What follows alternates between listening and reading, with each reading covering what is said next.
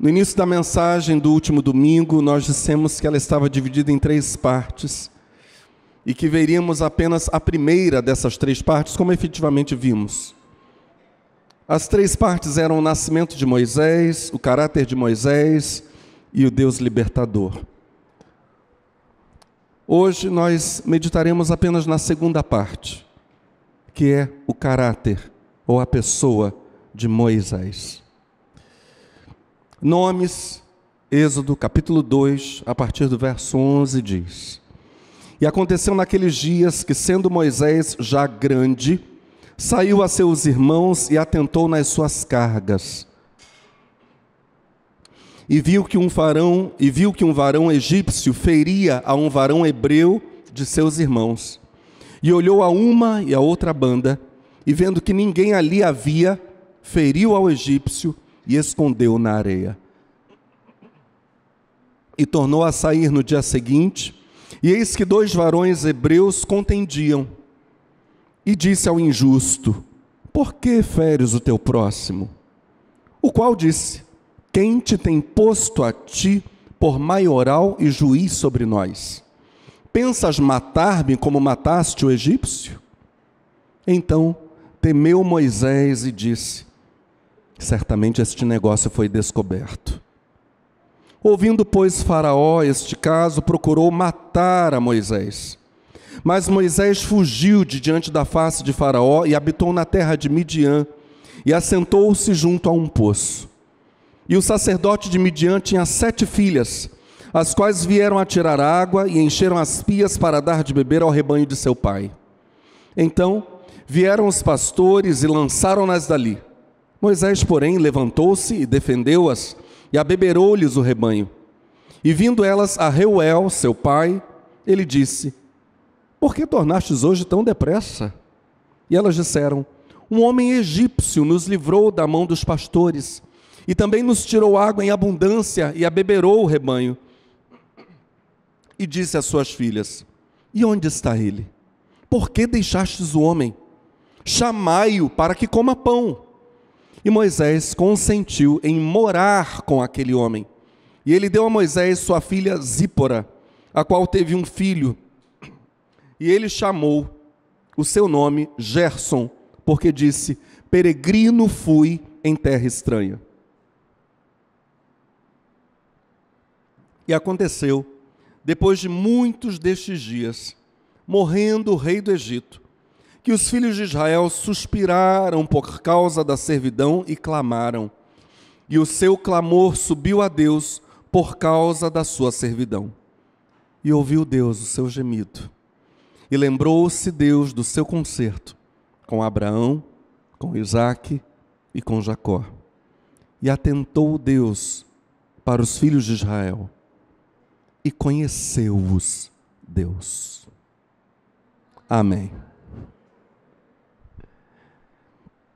Embora não meditemos nesta noite em todo o trecho que foi lido, eu não poderia não ler todo ele porque ele é muito lindo, particularmente essa parte final. Nós continuaremos a ver esse texto no próximo domingo, mas hoje nós fazemos a seguinte pergunta: quem é Moisés?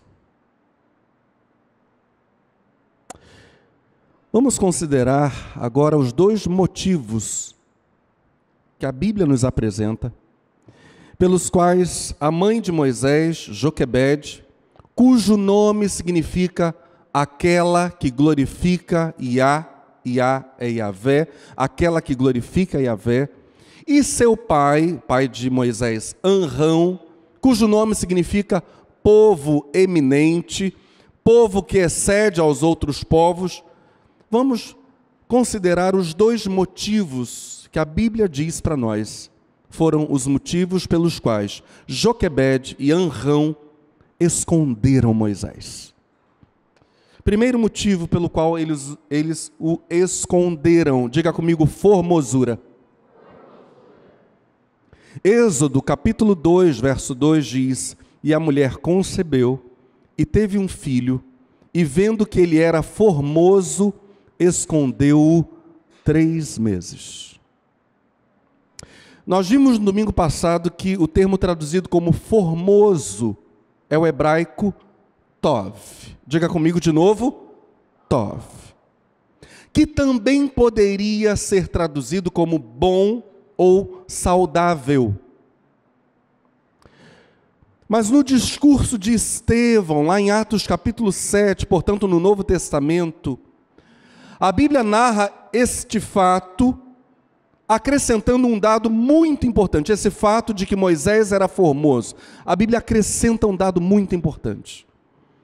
Atos, capítulo 7, verso 20, diz assim: por essa altura, nasceu Moisés, que era uma criança formosa aos olhos de Deus.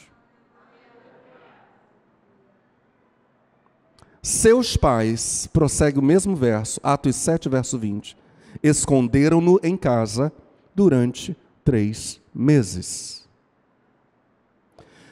A Bíblia Judaica Completa, de David H. Stern, traz o seguinte: um menino lindo aos olhos de Deus. O texto grego, então nós sabemos que o Antigo Testamento foi escrito em hebraico, com pequenos trechos em aramaico. O Novo Testamento foi escrito em grego, o grego do povo. O texto grego do Novo Testamento diz para nós, en asteios totel, que Moisés era bonito aos olhos de Deus. Asteios também poderia ser traduzido como polido, elegante, fino, só que o texto está falando de um bebê.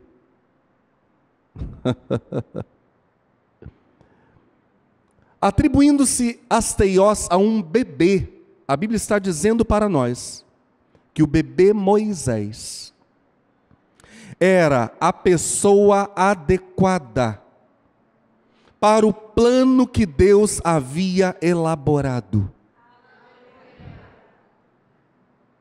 Era aquele menino. Moisés era bom. Moisés era tov. No mesmo sentido em que, no livro de Gênesis, a cada dia da criação, Deus vai se admirando. Claro que Deus não é pego de surpresa, né? Mas Ele vai falando da beleza, de como era boa aquela criação. Gênesis diz para nós que após alguns atos criativos de Deus, Ele diz que tal coisa era boa. Por exemplo, em Gênesis 1, verso 4, Deus diz que a luz era boa, a luz era tov. Gênesis 1, verso 10, Deus diz que era bom aquilo de a terra ter vindo da água, ter surgido a terra. Gênesis 1, verso 12, Deus diz que era tov, que era bom, aquele fato de a terra produzir ervas e árvores, trazendo já em si suas respectivas sementes. Aquilo era bom. São várias as vezes ao longo da criação em que Deus utiliza essa expressão, aquilo era tov. No final do 6º dia, a Bíblia diz que Deus vê a totalidade da criação e utiliza a expressão tov meod. Tudo era muito bom. Os elementos da criação eram bons, porque eles eram belos e serviam perfeitamente aos propósitos divinos. Eles eram úteis. Moisés, então, era belo, útil, adequado aos propósitos divinos. Agora, não foi apenas Deus que viu isso, porque o texto diz para nós que seus pais tiveram essa visão. Eles viram Moisés com os olhos de Deus. E por isso o esconderam por 3 meses. Êxodo 2, verso 2. E a mulher concebeu e teve um filho, e vendo que ele era tov, escondeu-o 3 meses. Atos 7, verso 20. Por essa altura nasceu Moisés, que era uma criança formosa aos olhos de Deus. Seus pais esconderam-no em casa durante 3 meses. Mas, diz a Bíblia, passados esses 3 meses, o verso 21 de Atos 7 declara: quando foi exposto, a filha de Faraó o recolheu e criou como seu próprio filho. O Egito está representado agora numa pessoa, a filha de Faraó. Na filha de Faraó, a Bíblia está dizendo para nós que o Egito também viu que Moisés era belo. O Egito também viu, consequentemente, que ele era útil. Útil aos propósitos da realeza egípcia. Hughes, um teólogo, comentando esse termo asteios, de Atos 7, verso 20, diz o seguinte: Moisés possuía uma beleza atrativa, extraordinariamente agradável. Quando aquela princesa abre o cesto, ela vê o bebê. Na pessoa da princesa que abre o cesto, o Egito está representado. Aquela mulher vê o quanto Moisés era belo e útil. E por causa disso, olha o que diz o verso seguinte, Atos 7, 22. Moisés foi educado em toda a sabedoria dos egípcios e era poderoso em palavras e ações. Faz muito sentido o que a tradução judaica diz a respeito de Moisés. A tradição de Israel diz o seguinte: inicialmente o faraó não tinha filhos. Por essa razão, Moisés estava sendo preparado pela filha do faraó para ser o sucessor do trono do Egito. Logo, Moisés foi educado em toda a sabedoria dos egípcios, a fim de preparar-se para tão grande desafio. Mais tarde, o faraó teve um filho que se tornou o primeiro na sucessão do trono do Egito, assumindo assim o lugar de Moisés. A tradição judaica também afirma que Moisés tornou-se um grande líder entre os egípcios, conduzindo-os, por exemplo, à vitória contra os etíopes. Portanto, ele era poderoso em suas palavras e obras. Vamos ao segundo motivo pelo qual seus pais o esconderam. O primeiro motivo, Moisés era formoso. Seus pais viram naquele menino algo divino. Viram beleza segundo Deus. Segundo motivo pelo qual seus pais o esconderam, diga comigo, fé. Hebreus capítulo 11, verso 23, pela fé, os pais de Moisés esconderam-no durante 3 meses, depois de nascer. Viram que era uma criança formosa, como nós vimos, formosa aos olhos, diz Estevão, de Deus. E não temeram, diz o autor aos Hebreus, Hebreus 11, 23, e não temeram a ordem do rei. A pergunta que a gente precisa fazer agora é: em que os pais de Moisés creram para escondê-lo por 3 meses? A resposta é muito simples. Eles creram naquilo que Deus lhes mostrou.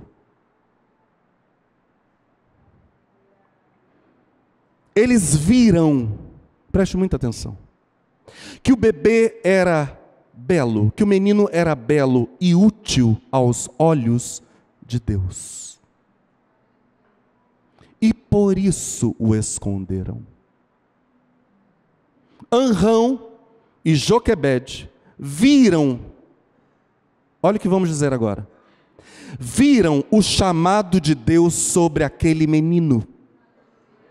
Anrão e Joquebede viram ou anteviram o ministério de Moisés e por isso o esconderam. Até que não foi mais possível mantê-lo escondido, então o expuseram à morte. Veja que parábola poderosa a Bíblia está nos dando. Pais piedosos, nos primeiros anos da vida de seus filhos, escondem seus filhos da força do mal. Pais que veem um chamado divino repousando sobre a vida de seus filhos, por isso mesmo eles os escondem do mal. A igreja está aí? Aleluia. Pais piedosos escondem seus filhos do mal, tanto quanto isso lhes é possível. Enquanto isso, pais pagãos, quando sentem a pressão do Egito, quando sentem a pressão de Faraó, prontamente entregam seus filhos à morte espiritual. Pais piedosos, Anrão, Joquebede, pais piedosos, veem o propósito de Deus que seus filhos estão destinados a cumprir. Pais pagãos projetam seus próprios sonhos e objetivos pessoais sobre seus filhos. Pais piedosos, trazendo a coisa de um modo bem exemplificado agora. Pais piedosos entregam para os seus filhos já nos primeiros anos de vida. Isto falarás para ele, andando pelo caminho, assentando-te, levantando-te. As inculcarás aos teus filhos, diz a Bíblia, a lei do Senhor. Pais piedosos entregam a palavra de Deus, a Bíblia, entregam livros para a edificação dos seus filhos. Pais pagãos, já na mais tenra idade, entregam um celular ou um tablet.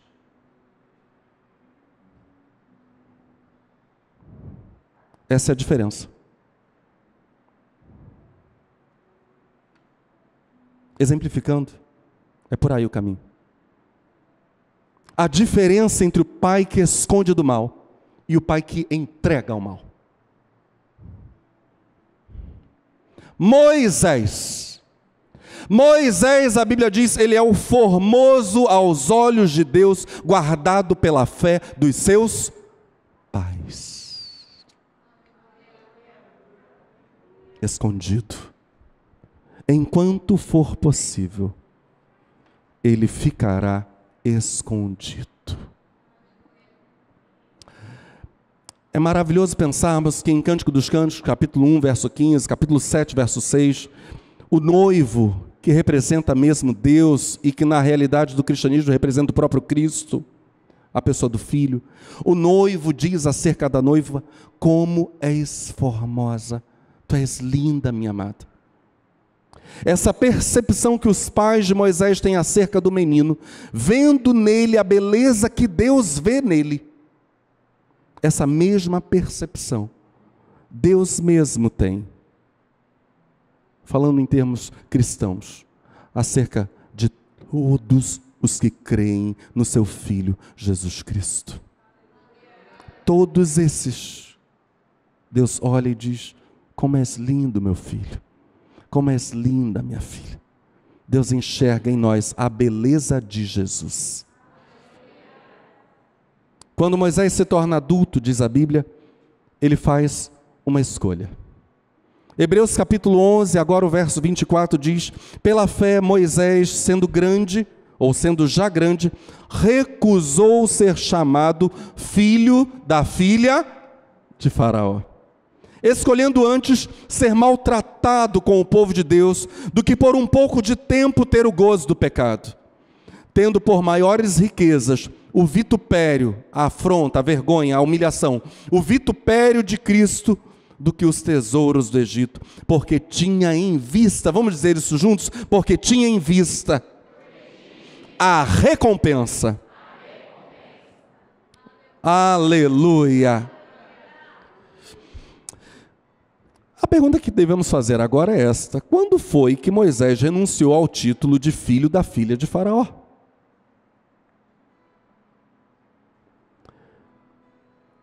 Quando isso aconteceu? Hebreus 11 acabou de dizer que Moisés recusou ser chamado filho da filha de Faraó. Quando? Estevão, cheio do Espírito Santo, no capítulo 7 de Atos, é quem vai apontar para nós exatamente em qual momento isso aconteceu.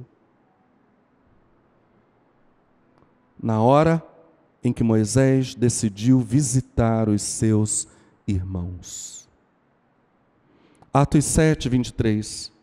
Quando Moisés, olha o que Estevão vai dizer, estava com 40 anos, decidiu visitar os seus irmãos, os israelitas. Ao ver um deles sendo maltratado, defendeu e vingou o israelita oprimido, matando o egípcio. Ele pensava que seus irmãos iriam entender que Deus o estava usando para libertá-los. Mas eles não entenderam assim. Unindo os dois textos, Hebreus capítulo 11 e Atos capítulo 7, nós concluímos que quando Moisés se levantou para defender seus irmãos, os israelitas, ele o fez esperando ser reconhecido como um libertador enviado por Deus. Ou seja, Moisés se via naquele exato momento como um libertador enviado por Deus. Moisés se abriu para o desprezo naquele exato momento. Moisés se abriu para a reprovação por parte dos egípcios, especialmente da corte, é claro. Moisés, diz a Escritura, estava movido pelo mesmo amor que levou Cristo a se submeter ao vitupério, ao desprezo. Era isso que estava queimando em Moisés quando ele vai visitar seus irmãos. Eu vou ver meu povo, porque está queimando em mim o desejo de livrar meu povo. Eu me exponho ao vitupério. Eu desprezo a minha criação no palácio para ser o faraó. Eu abro mão de 40 anos de realeza. Não são 40 dias. Eu estou indo ver meus irmãos. Eu estou indo libertar meus irmãos.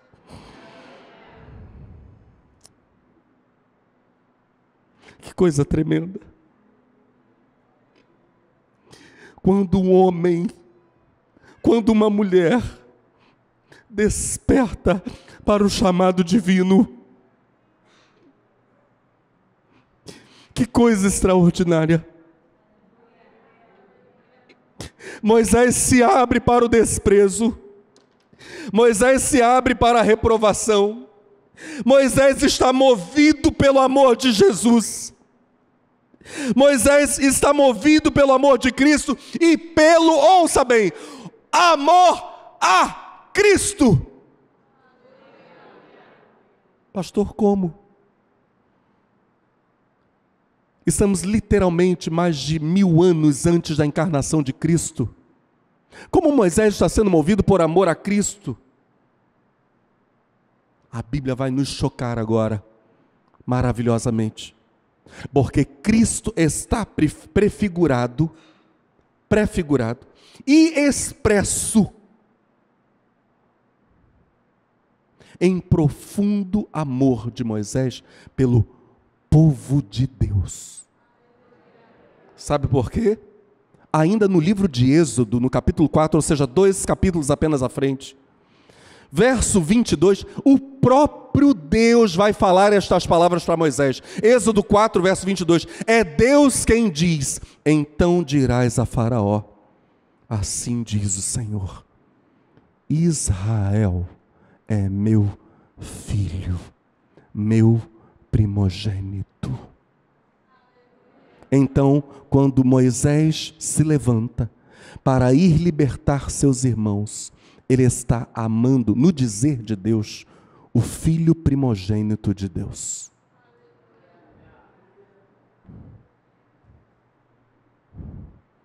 Cristo está representado por Israel.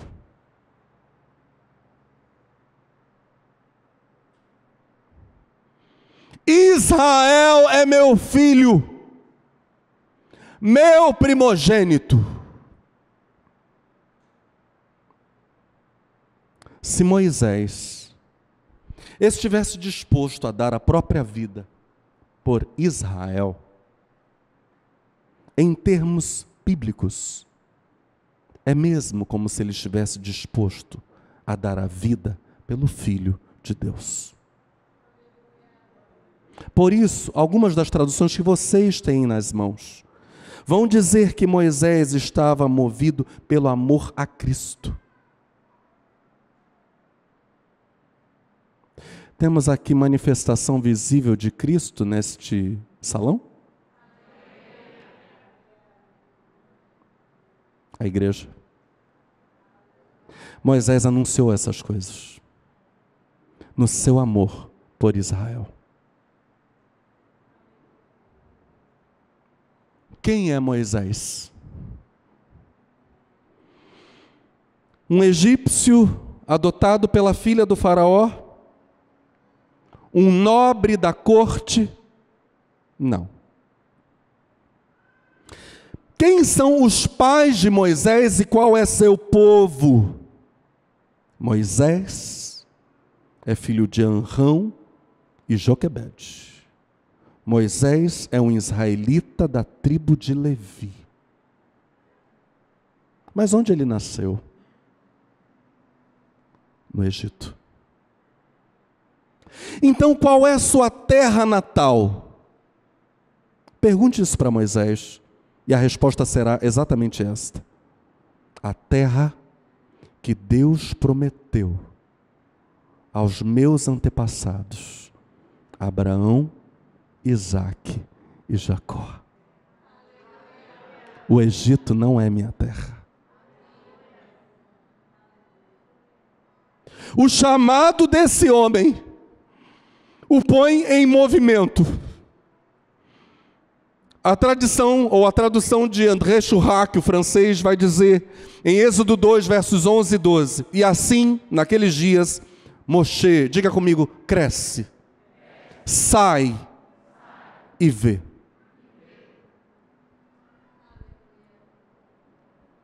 E assim, naqueles dias, Moshe cresce, sai em direção de seus irmãos e vê seus fardos.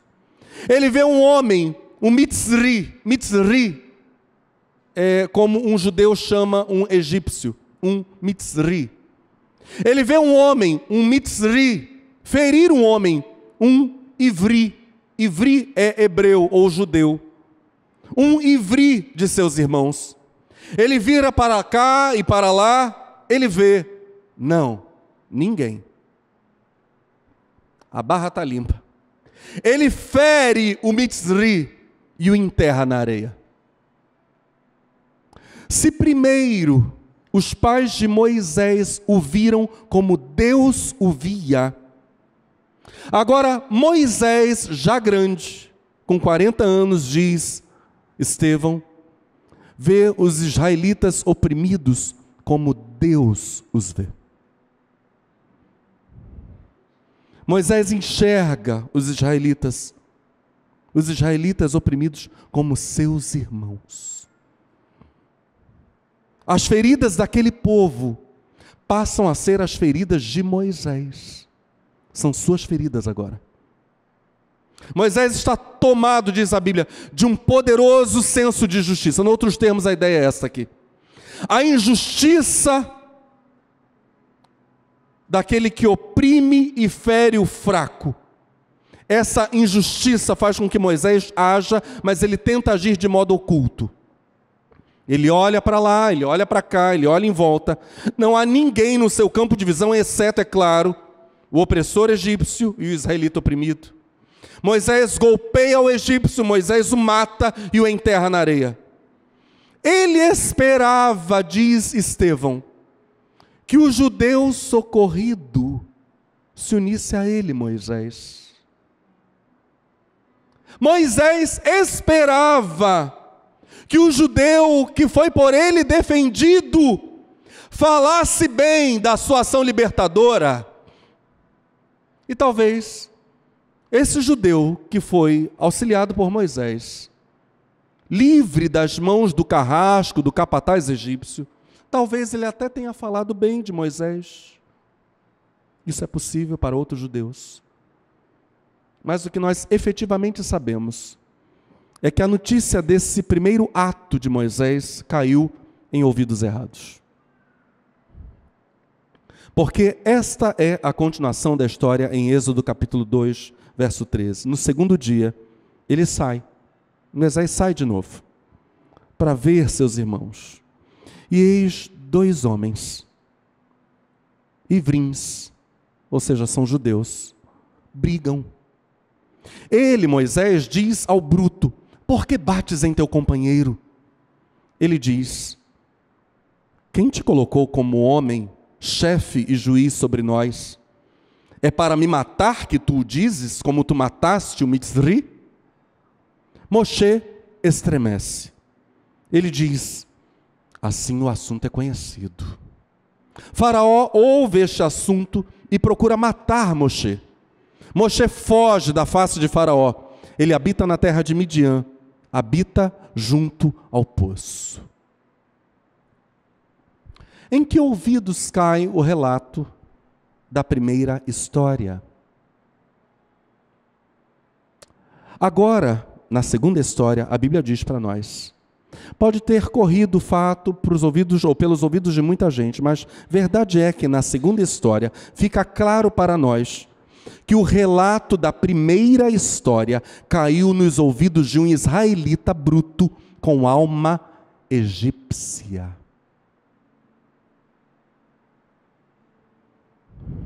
Aquele homem que estava oprimindo seu irmão judeu estava exibindo o mesmíssimo espírito, e é esse o paralelo que o texto quer nos dar, o mesmíssimo espírito opressor dos egípcios. Dr. Viktor Frankl, ele conta para nós da sua experiência como prisioneiro em campos de concentração nazista. Já o citei aqui no seu livro Em Busca de Sentido. Frankl, que era médico, psiquiatra e psicólogo, escreve a partir dessa experiência em campos de concentração. Ele é um dos poucos que voltou, fazendo uma análise psicológica dos campos. E ele fala, nesse livro para nós, ele fala dos capos. Capos eram prisioneiros, muitos deles judeus, que tinham privilégios nos campos de extermínio e de concentração. E sobre eles, Viktor Frankl escreve, do ponto de vista psicológico e caracterológico é relativo ao caráter. Esse tipo de pessoas deve ser encarado, os capos, antes como o SS. SS era o exército de elite nazista, né? Antes como os SS, ou os guardas do campo de concentração. Os capos tinham se assemelhado a esses, ou seja, aos soldados da SS e aos guardas dos campos de concentração. Os capos, tinham se assemelhado a esses psicológica e sociologicamente, e com eles colaboravam. Muitas vezes eram mais rigorosos que a guarda do campo de concentração, e eram os piores algozes do prisioneiro comum, chegando, por exemplo, a bater com mais violência que a própria SS. Afinal, de antemão, somente eram escolhidos para capos aqueles prisioneiros que se prestavam a esse tipo de procedimento. E caso não fizessem jus ao que deles se esperava, eram imediatamente depostos. Frankl apresenta para nós um drama da existência humana, no qual precisamos refletir agora. Aqueles que amam menos a Deus do que a si próprios, correm o risco de oprimirem os outros, sob a desculpa de estarem se protegendo. Quem ama menos a Deus do que a si próprio, corre o risco de ser opressor. Na verdade, embora não tenhamos indício, olha só, de que o judeu mais forte, aqui da segunda história, a segunda intervenção de Moisés, de que o judeu mais forte fosse um capataz a mando dos egípcios, fosse uma espécie de capo, nós não temos isso no texto. Tanto esse texto do Êxodo, quanto o relato de Viktor Frankl, dividem a raça humana em apenas 3 categorias. 3 e somente 3. E eu vou pedir que você cite cada uma dessas categorias comigo agora, conforme formos refletindo acerca delas. Estamos juntos? Diga: os oprimidos. Os oprimidos são aqueles que se veem debaixo de opressão. Eles se veem oprimidos, mas querem ser libertos. Essa não é apenas uma condição triste, terrível, uma condição de grande sofrimento. Ela é também, e tanto o texto do Êxodo, agora a segunda história de Moisés, quanto o relato de Viktor Frankl, dizem a mesma coisa. Essa não é apenas uma condição triste ser oprimido, é uma condição especialmente perigosa. Porque estes oprimidos da vida humana frequentemente também se tornam opressores. Enquanto eles não são libertos, e enquanto não se tornam libertadores, quando eles exercem poder, eles costumam oprimir, seja qual poder for. Em segundo lugar, diga comigo, os opressores. Os opressores são aqueles que se veem, sobretudo, como opressores dos outros. Na verdade, a Bíblia vai dizer para nós que eles são oprimidos por poderes espirituais. Eles só não sabem disso. Mas a qualquer momento, como os capos que eram depostos, não foi isso que Viktor Frankl disse? Se eles não cumpriam com as expectativas do nazismo, eles eram depostos. Perdiam seus privilégios. Entre esses privilégios estavam inclusive comida. Perdiam. A qualquer momento, os opressores, como os capos que eram depostos, vão sentir o peso da mão opressora sobre eles. Embora os opressores pudessem ser libertadores, eles utilizam o poder como instrumento de opressão. E o terceiro grupo de pessoas, ou a terceira categoria da raça humana, diga comigo, os libertadores. São aqueles que lutam pela libertação dos cativos, pela salvação dos perdidos, pela cura dos doentes. Quase todos eles já foram oprimidos e opressores. Até o dia em que seus grilhões foram quebrados pelo verdadeiro poder.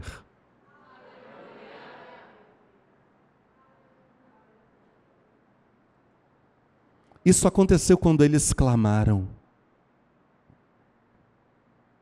Desde então, o maior prazer deles é ver cadeias se romperem na vida dos oprimidos e dos opressores.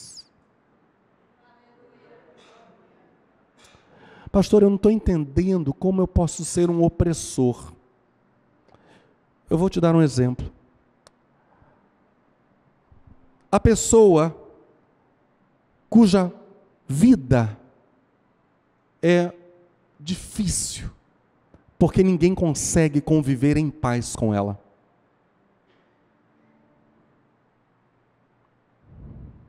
É um opressor. É alguém que com relativa facilidade fere quem está ao lado. Faz o outro ficar bem desanimado, triste. É um opressor. A gente não está falando apenas de opressão financeira, profissional, não, de jeito nenhum. Há pessoas que são grandes opressores dentro das suas casas. Mas Jesus Cristo transforma o opressor em libertador. No grupo dos libertadores estava Moisés. Moisés era um libertador. Estevão diz em Atos 7,35, a este Moisés, ao qual haviam negado, dizendo, quem te constituiu príncipe e juiz? A este mesmo, diríamos, Deus enviou como príncipe e libertador, pela mão do anjo que lhe aparecera na sarça. Deus levanta libertadores. Aleluia! Deus levanta libertadores em lugar de oprimidos e opressores. Nesse grupo de libertadores estão todos os verdadeiros cristãos.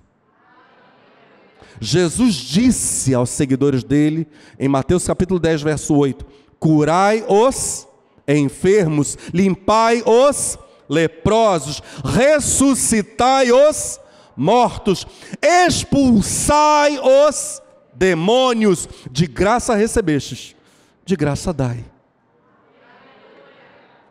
Vocês são libertadores. Os libertadores são comandados por Jesus, o grande libertador. Romanos capítulo 11, verso 26 diz, e assim todo Israel será salvo, como está escrito, de Sião virá o libertador. E aqui a referência direta a Cristo. E desviará de Jacó as impiedades. O Evangelho de Lucas, no capítulo 4, a partir do verso 16, diz para nós, e chegando a Nazaré, onde fora criado, entrou num dia de sábado, Jesus, entrou num dia de sábado, segundo o seu costume, na sinagoga, e levantou-se para ler. E foi-lhe dado o livro do profeta Isaías, e quando abriu o livro, achou o lugar em que estava escrito, vamos dizer isso juntos? O Espírito do Senhor está sobre mim, pois que me ungiu para evangelizar os pobres, enviou-me a curar os quebrantados de coração, a apregoar liberdade aos cativos, a dar vista aos cegos, a pôr em liberdade os oprimidos, a anunciar o ano aceitável do Senhor. Aleluia, aleluia. Você poderia talvez dizer, pastor, meu coração está quebrado. Jesus quer curá-lo e quer fazer de você um libertador. Pois ao sair, preste muita atenção, da categoria de oprimido, você só pode se tornar ou um opressor ou um libertador, porque são só essas três categorias para toda a raça humana. Talvez você esteja aqui dizendo, pastor, eu percebo que eu tenho ferido as pessoas à minha volta. Jesus quer libertar você dessa força espiritual que te oprime. E Jesus quer fazer de você um libertador, pois ao deixar de ser um opressor, você só pode se tornar um oprimido ou um libertador, porque são só essas três categorias.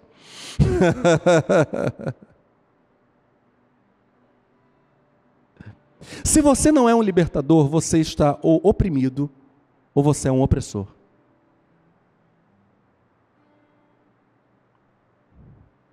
Mas se você deixa de ser oprimido, Jesus quer que você se torne um libertador. E se você deixa de ser um opressor, Jesus quer que você se torne um libertador. Não é possível não ser nada. Não existe essa opção. Não na Bíblia.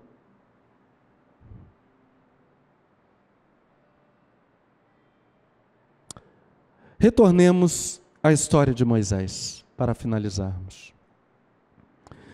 Depois de repreender o israelita agressor, esse israelita com o espírito egípcio, ele é um opressor do seu irmão, resiste ao chamado de Moisés e lança no rosto do libertador a sua primeira iniciativa de libertação, que tinha sido lá com o egípcio que estava maltratando o judeu. Preciso, publicamente, isso está sendo gravado, dizer o seguinte: discordo veementemente daqueles que dizem que Satanás disputou o corpo de Moisés, está lá em Judas, né? Com o arcanjo Miguel, por ter Satanás direito sobre o corpo de Moisés, tendo em vista Moisés ser um assassino ou Moisés ter matado um egípcio. Discordo veementemente disso. Não é isso. Primeiro que Moisés, o corpo dele ter sido disputado por Satanás, não já de cara diz que Satanás tinha algum direito. Isso não é explícito desse modo. Então Satanás luta por coisas esperando que haja concessões. Muitas vezes ele atua assim. Se não lhe for dado o direito, ele simplesmente se ausenta. Mas fato é que Estevão, cheio do Espírito Santo, dá a entender que Moisés só fez o que fez movido pela justiça divina. E por isso eu me uno a Gregório de Nazianzo, a Tertuliano, a Lutero e a Calvino, e também a todos que consideraram esse ato de Moisés contra o egípcio consistente, naquele momento da história, é claro, consistente com o chamado de Moisés. Eu me uno a eles, para encontrar nesse primeiro ato, quando Moisés se levanta e mata o opressor, eu me uno a eles para encontrar nesse primeiro ato um símbolo. Deus quer, este é o símbolo, Deus quer aniquilar toda a força, todo o poder do Egito sobre a vida do seu povo. Aniquilar. Este é o símbolo. O Egito espiritual não terá na vida do homem e da mulher de Deus voz alguma, poder algum, porque o homem e a mulher de Deus é homem liberto, é mulher liberta. Egito? Não, Egito não. Egito não tem voz, não tem força, não. Sobre o homem e sobre a mulher de Deus, não. Ele está totalmente aniquilado. Volto à história da irmã Vilma Laudelino. Ex-bruxa, moradora da Gávea, bairro da Zona Sul do Rio de Janeiro. Essa irmã, inclusive, deu seu testemunho na Igreja Batista da Alameda. Não vou contar todo o testemunho, vou contar apenas uma pequena parte para deixar claro que o Senhor quer aniquilar o poder do inimigo. Essa irmã, na época, uma feiticeira, trabalhando com magia negra, auxiliando uma outra feiticeira ainda mais poderosa que ela. Estavam as duas juntas atendendo quando chegou uma cliente. E a cliente disse, olha, falou para a feiticeira mais poderosa, eu quero matar a minha vizinha. Eu não aguento mais a minha vizinha. Ela passa o dia inteiro colocando aquelas músicas, aquelas músicas que são louvores.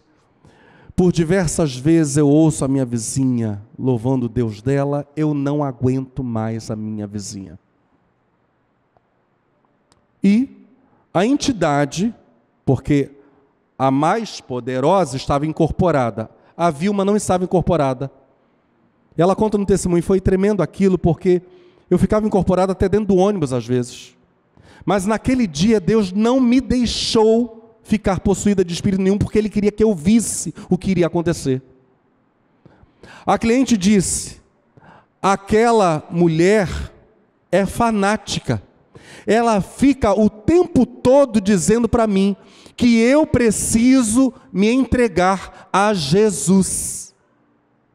Quando ela falou isso, a bruxa mais poderosa deu um pulo para trás e se cobriu com a capa e disse: não fale esse nome. Eu não posso fazer nada, era a entidade falando, eu não posso fazer nada contra essa mulher então. Não há nada que eu possa fazer. A entidade dela é muito forte. A Vilma olhou aquilo e disse: ué. Foi para casa, pegou todo o material de bruxaria que ela tinha e jogou no rio.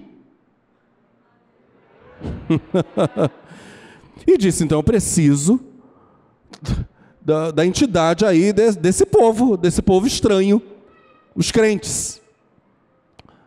Quando ela voltou do rio para casa, rio mesmo, águas, né? Quando ela voltou para casa, uma força deu um chute na porta quando ela entrou e se materializou e disse: ninguém, era um homem, ninguém me deixa assim.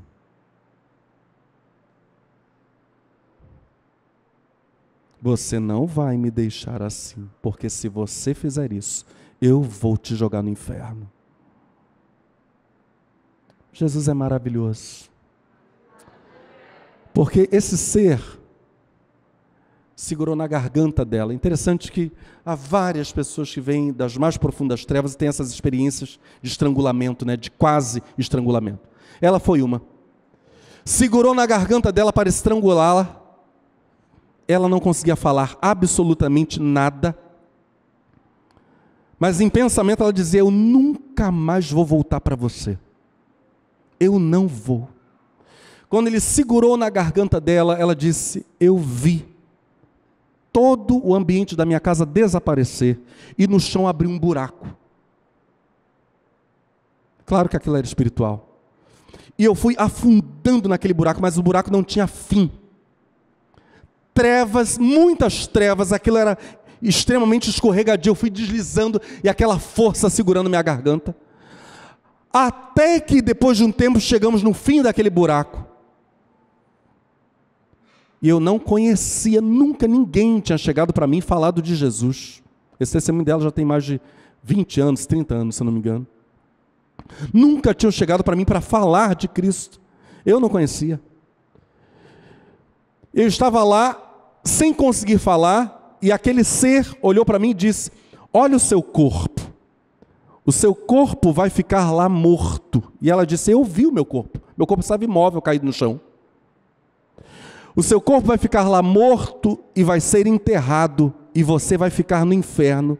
E ela em pensamento disse: se existe um Deus mais poderoso que essa entidade, que esse Deus me livre agora, e eu vou servi-lo por toda a minha vida. Enquanto ela estava pensando isso, ela disse: apareceu no alto do céu, o céu se abriu. Ela conseguiu olhar para cima, o céu se abriu, e veio uma coisa que parecia um cometa, uma estrela cadente, alguma coisa assim, uma tocha, uma coisa assim, e caiu entre ela e aquele ser. E quando aquela coisa poderosa, brilhante, caiu entre eles, aquele ser voou longe. E um homem absolutamente luminoso, com uma chave na mão,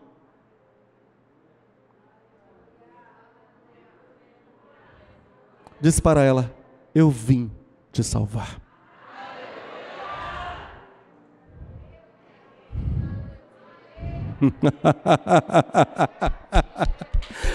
Aleluia! Jesus liberta!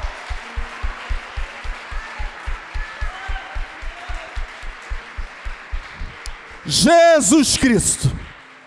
Ela entendeu na hora. Interessante que a alma humana sabe quem é Jesus. Naquele exato momento ela sabia quem ele era. Nunca tinha falado para ela de Cristo, mas naquele momento ela sabia que era ele.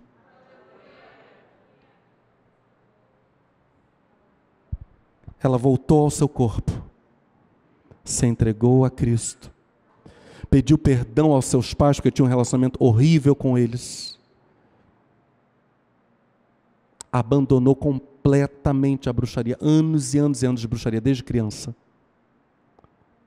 E hoje anuncia que Jesus Cristo liberta, que Jesus Cristo salva, que Jesus Cristo cura, que Jesus Cristo é o Senhor.